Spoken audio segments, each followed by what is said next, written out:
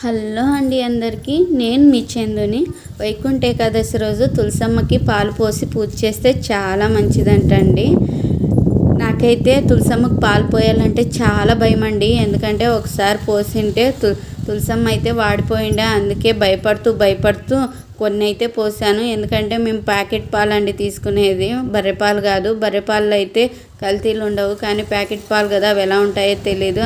అందుకని నాకైతే చాలా భయం పాలు పోయాలంటే. అట్లా చేసి కొన్ని పాలు అయితే పోసి పూజ అయితే చేశానండి. ఈరోజు తులసి పూజ చేస్తే చాలా మంచిదంట. ఒక్కొక్క వీడియోలో ఒక్కొక్క రకం చెప్తున్నారండి. ఎర్ర కలర్ చీర కట్టుకోండి, పచ్చ కలర్ బట్టలు వేసుకోండి అని చెప్పి.